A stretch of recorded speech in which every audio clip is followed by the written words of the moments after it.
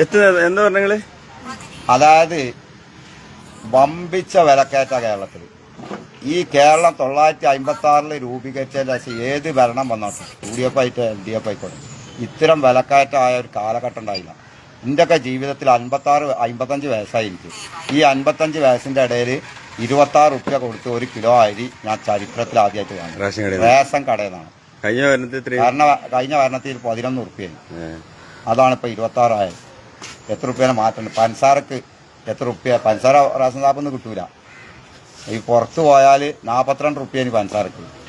4 മാസം മുമ്പ് LDF ഇവിടെ ഭരിക്കുമ്പോൾ ആ പഞ്ചസാരക്ക് 42 പ്ലസ് 70 എത്ര ഉണ്ടാവും? 28 റുപ്യാണ് 4 മാസം കൊണ്ട് പഞ്ചസാരക്ക് മാത്രം വില വർദ്ധിച്ചത്. പഞ്ചസാരക്കും അരിക്കും മാത്രമല്ല വില വർദ്ധിച്ചത്.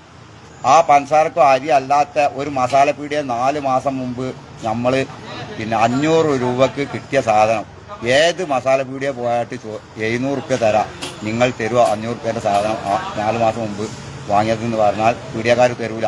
അതിൻ്റെ അർത്ഥം 200 റുപ്യേൻ്റെ മേലെ 500 റുപ്യക്ക് സാധനം വാങ്ങുമ്പോൾ വർദ്ധിച്ചിരുന്നു. അപ്പം നിത്യോപയോഗ സാധനങ്ങളുടെ വില ഇതുപോലെ വർദ്ധിച്ച ഒരു കാലഘട്ടം കേരളത്തിൻ്റെ ചരിത്രത്തിൽ ഉണ്ടായിട്ടില്ല. സാധാരണക്കാരുടെ ജീവിതം വളരെ കട്ട പുക, രൂക്ഷമായ വിലക്കയറ്റ. സാധാരണക്കാർ പറഞ്ഞാൽ 700 റുപ്യ 800 റുപ്യ കൂലി കിട്ടണോന് ഒരു ദിവസം 500 റുപ്യേൻ്റെ സാധനം വാങ്ങിയാൽ 200 റുപ്യേൻ്റെ വർധനവ്. അപ്പോൾ ഓന് ഒരു മാസത്തിൽ 6000 റുപ്യേൻ്റെ നഷ്ടമാണ് ഈ ഗവൺമെൻറ് വന്നാറുണ്ടായി. ഈ ഗവൺമെൻറ്റിനെ അടിച്ച് പുറത്താക്കി വടിയെടുത്തടിച്ചണം.